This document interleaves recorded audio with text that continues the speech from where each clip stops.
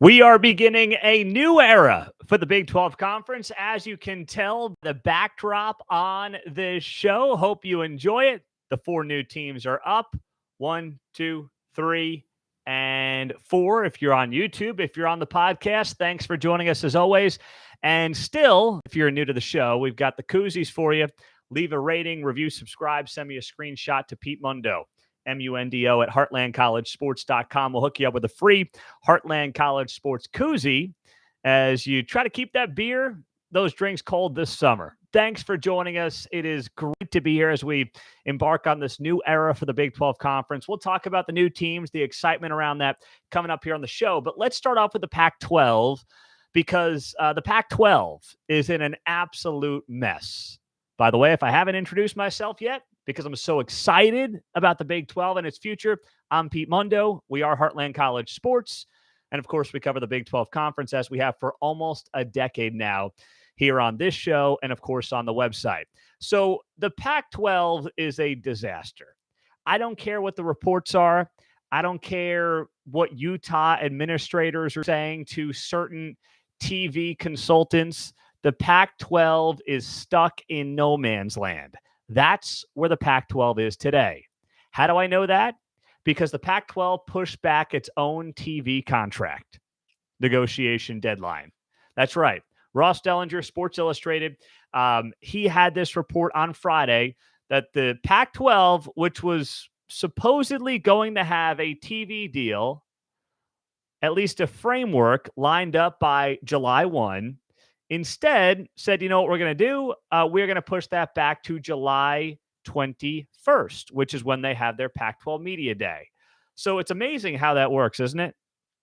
It's just like, wow, okay, so suddenly you're going to go from having this deal all lined up, supposedly by July 1, that was your tentative deadline that you set for yourselves. Now it's being pushed back 3 weeks. You usually don't push back TV deals. You usually don't push that back negotiations when you're the one that's in a great spot. That's typically, call me crazy, but that's typically not what one does. That's what the Pac-12 is doing. Ask yourself why that might be. Because they don't have anything good to report. They don't. They've got nothing good to bring to the table right now. So, whoa, the Oklahoma sign just fell. Did you see that? Is that a sign of things to come, by the way? The OU sign just collapsed on us live on the show. Oh, my goodness gracious. If you're watching on YouTube, you just saw that happen in real time. We moved some things around, so when signs start falling on you here, that's what's going to happen, I guess. Oh, my goodness. Yeah, I guess that's a harbinger of what the wall's going to look like next year. So the OU sign just fell on its own. You got to love it. The beauty of live shows. Patrick asks when the Texas sign is going to fall down. Hey, I told you guys I was going to leave the OU and Texas signs up all season long. John says leave it on the floor. Listen, they're in the conference. I'm going to leave the signs up, but it is interesting. The OU sign just fell off the wall, so go figure. Oh, brother. Anyway, as I was talking about the Pac-12 and the future of that conference with its TV deal, the fact that they've got nothing lined up till July 21 tells me all I need to know. They don't have anything good to report. And by the way, they also have no good news for San Diego State. San Diego State is now in a bind. The Aztecs have to give the Mountain West Conference formal notice. They had to give formal notice by July 1. That was, of course, on Saturday, to avoid doubling the $17 million exit fee. We know that is now not going to happen. So San Diego State is in an impossible spot. They wanted to be joining the Pac-12 by now, and it did not happen. It didn't happen. July 1 came and went, and there's no TV deal. There's no expansion. This is a horrible situation for the Pac-12 Conference. I don't care what anybody else says about it. I mean, just if you're a Pac-12 fan, take off those colored glasses for a second and just analyze this for what it is. At what point do you say, I'm sick of being strung along here? And I understand that there are many in the Pac-12 who want to make it work. And by the way, Jamie Pollard, the Iowa State athletic director, was on this show and said he wants things to stay as is. He wants the Pac-12 to exist. But if you're Colorado, if you're Arizona, how long are you going to let this go on? So Jim Williams, who we've talked about on this show, he's a solid TV consultant. He's won Emmys. He's not one of these blowhards on Twitter. He's got good reporting. And he said that he spoke to a high-ranking administrator for one of the Pac-12 Four Corners. And I talked about this briefly last week, but in case you missed it, he basically said that they've talked to the Big 12, but they want to keep the Pac-12 together. They remain optimistic that they'll get a media deal done to keep the conference together. And there's reason to believe that, maybe they will. But here's the thing. Everyone's got to sign the deal. You can get offered a deal, but then if the deal stinks, what is going to incentivize a Colorado to sign that deal? That's what I want to know. Because I don't think there's an answer there. I don't think there's going to be a lot that will incentivize a Colorado to sign a deal that's $20, $22 million that they can go to the Big 12 and get $10 million more than that. Right? And as John notes on YouTube Live, San Diego State got hosed by the Pac-12. They absolutely did. Here's the thing. George Kliavkoff, I know he's fighting for his life and he's fighting for the conference. I mean, fighting for his professional life, of course. But he has screwed San Diego State. He has, in some ways, kind of screwed Arizona and Colorado and even Oregon and Washington and everybody. I think they've got these false promises out there. And they're stringing people along, right? You see it all the time, but you're getting strung along is what it clearly looks like. Now, when it's Oregon and when it's Washington, they're okay being strung along, and here's why. Oregon and Washington are, of course, as we know, waiting for an invite to the Big Ten one day. But they're better off maintaining the Pac-12 as it currently stands. They're better off with that. They don't really care about the future because they know they're probably gone. But they are better off, and they would prefer a scenario and a situation where the Pac-12 is as strong as it can be while they're still in it. So if you're Colorado, if you're Arizona, if you sit there and think to yourself, well, Oregon and Washington want to make it work, so should we. They want to make it work until they don't want to make it work anymore. And the minute they get an invite from the Big Ten Conference, they will not want to make it work anymore. I promise you that. There will be no interest from Oregon and Washington to want to make the Pac-12 work. The second that invite comes from the Big Ten, they will be gone. And that is only a matter of time because I firmly believe that USC and UCLA cannot last forever on this island 1,500 miles away from the closest school. Also on YouTube Live, Pete, honestly, with the constant delays, it makes Colorado and Arizona look like they have no cojones. Fair, very fair. It does look like that in large part. That Colorado and Arizona are just kind of sitting there and saying, well, we're going to believe George. Why would you believe George? If you're in the Pac-12, what has George Kliavkoff done to earn your trust? What has he done to create a situation that makes you feel good about the future of this league? I mean, come on, seriously, why? What has he done to suggest that? The answer is nothing. Absolutely nothing. Alex adds, if Arizona and Colorado get the invite to the Big 12, it would most likely trigger the Big 10 to add Oregon and Washington. The net effect of that would be a merger with the Pac-12 and the Mountain West. Maybe so. I mean, that makes more sense than anything else right now. But I also think that the remaining schools would want out. I think that Utah would want out. Arizona State would want out. They'd all want out to some degree. Maybe not Stanford because and Cal, academic first, so to speak, institutions. I don't know what their appetite is for any of that. But at some point, of course, the Oregon-Washington thing is going to go down. It's going to happen. It's just a matter of time and when. And I do think part of the Big Ten plan is they don't want to look like the guys that put the final nail in the coffin of the Pac-12. They want the Big 12 to take that heat. They know the media, the college football national media, will in large part blame Brett Yormark and blame the Big 12 for the Pac-12's demise, even though all this began, of course, with the Big 10 poaching USC and UCLA. So this is all the fault of the Big Ten. If you want to point the finger at anybody, It's the fault of the Big Ten. And if you want to go prior to that, it's the fault of the SEC because of Oklahoma and Texas. And the Big Ten felt it had to respond. So, but none of it, to be clear, none of it is the fault of the Big 12. There's not a single thing here that you can blame on the Big 12. Not one. Now, some people are going to try to blame the Big 12 because they don't like the Big 12. They don't care for the league. They have it for a very long time. But none of this is going to be, for anyone who's analyzing this historically from the right perspective, is ever going to be the Big 12's fault. Let's be very clear about that. Very, very clear. Pete Mundo, HeartlandCollegeSports.com. It is so good to be here with you, talking about the conference and everything else that is happening right now around college football as we go through the dog days of summer. But we do have, of course, this kind of Pac-12 deal just lingering out there. Lingering. It's a good time to be doing this. Good time to be watching closely here on the show. Now, if I could, here at Heartland College Sports, I want to spend a few minutes just talking about the 4 new additions: Houston, Cincinnati, BYU, and UCF. If you are a Big 12 fan, you have been watching this league through thick and through thin, as I have, as I've been covering this league for over a decade and having this website covering the Big 12 for, 8-9 years now. And it has been a roller coaster ride. Those of you who have watched this and been a part of this, you know that. I genuinely feel like this league today is as strong as it's ever been. And I'm so happy, after this being 2 years in the making, to be having these 4 schools here, having you here, the new 4 Big 12 fan bases of Houston, Cincinnati, BYU, and UCF.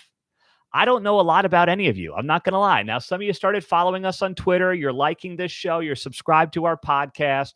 You're on the website. You're on our free message boards, by the way, which I highly recommend that you go subscribe to. They're free. The message boards are free on the website. But I don't know a lot about any of you. I'm going to be honest.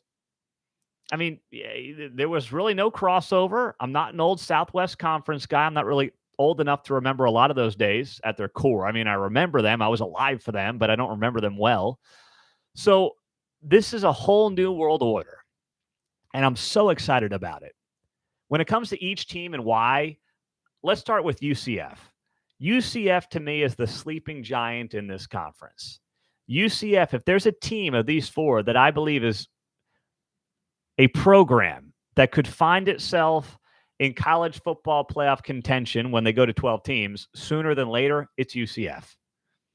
Gus Malzahn has quietly recruited incredibly well. This is a program that has been willing to challenge the hierarchy of college football in Florida, which is, of course, Florida, Miami, and Florida State. And they have done what they needed to do to get there. And now they get the bigger paychecks. That's only going to get better. The competition will improve. The recruiting will improve. And I am so excited to have UCF in the mix. You know, my folks moved to Orlando 15, 16 years ago. They don't live there anymore, but they were there for about a decade. And I watched UCF build up its brand over the last 15 years. You know, when I got down there, you would go to a grocery store, and it was all Florida State. And then by the time they were, a few years into living there, all of a sudden you'd have UCF gear in the food store. And it was like, okay, the brand was building. And now it's next level. Orlando has grown tremendously. UCF has grown tremendously. There's so much there that makes UCF a program that I'm excited about, that I'm thrilled to see welcome onto the Big 12 Conference and what they're going to do and what it could look like for this league. It is just going to be tremendous. And you know what? For those of us in Big 12 country, you just hope that you get a road game in Orlando in November. You bring your golf sticks and, you squeeze in 18 holes on Friday before a game on Saturday. That's selfishly something I'm not opposed to.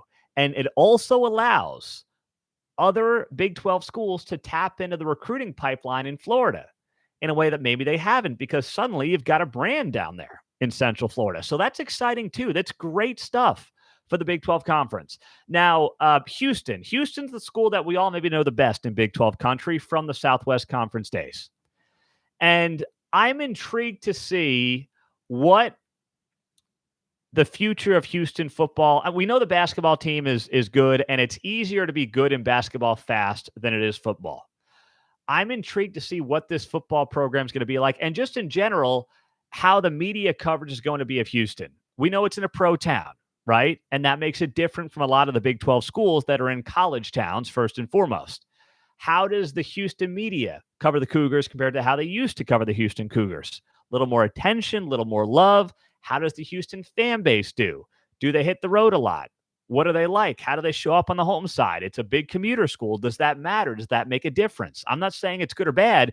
I'm just noting some of the interesting things around Houston that make me look at the program and say to myself, okay, I want to see how the old Southwest Conference rivalries come back into shape. Texas Tech, Baylor, TCU.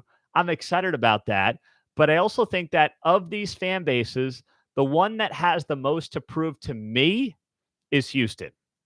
That's the one that I want to see show up because I have the most concern of the four. I'm not calling you out, Cougars fans. I'm just saying of the four new ones, I want to see you guys out in full force. And I don't see any reason that it can't happen. I just want to see it with my own two eyes. That's all. Now, Cincinnati. This is great for West Virginia. This gives West Virginia a natural geographic partner there that they've desperately needed and desperately wanted for a very long time. And they deserve that, by the way, the Mountaineers.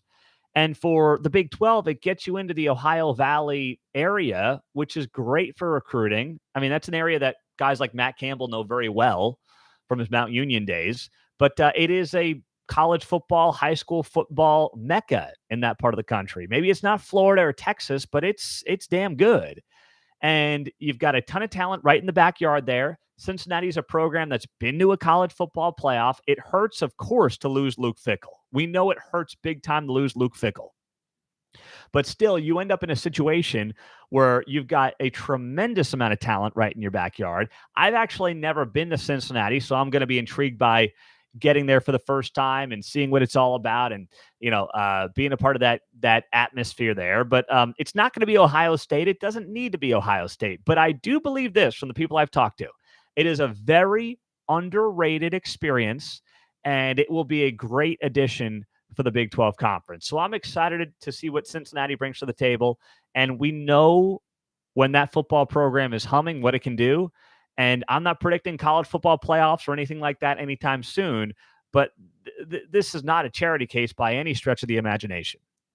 And then last but not least, there's BYU. And with BYU, what I'm really excited about as well is the national brand, which is something that the other three schools coming in simply don't have. And there's not many schools that have the national brand of BYU. Don't kid yourself here. This does not get talked enough about because of the religious component of why BYU has a national and global brand. People want to avoid it. They don't want to talk about it. They don't want to address it. But I think that when you look at BYU and what this brand brings to the table, you could not have done a better job for the Big 12. I mean, I'm not going to say it's adding Notre Dame because obviously it's not.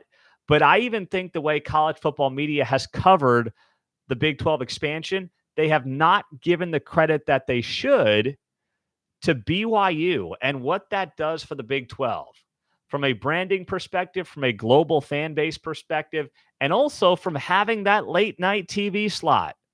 And BYU has been a great partner thus far in everything we've heard, knowing a lot of their home games are going to be at night to appease TV networks with a late night game. I mean, we're going to be watching Big 12 football from 11 a.m. to like midnight or 1 a.m. a lot of Saturdays. So strap on the old helmet because it is going to be a wild ride, especially as we sit here with 14 teams for at least, or not at least, only this season, of course, OU and Texas leaving us at the end of the 2023-2024 athletic year.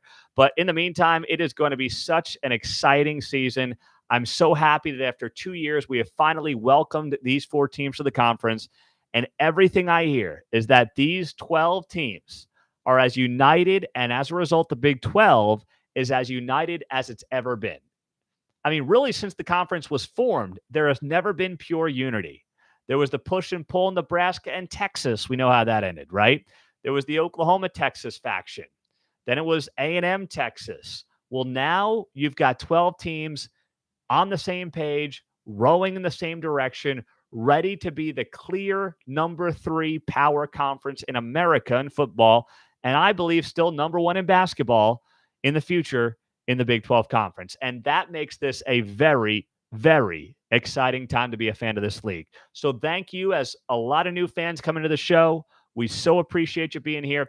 Hit the subscribe button on the show. And as always, know that if you want the Heartland College Sports koozies, and by the way, we are updating the logo, but we've got a lot of the old koozies left. I ordered a big batch a few weeks ago, and they're high-quality koozies. I'm not going to get rid of them.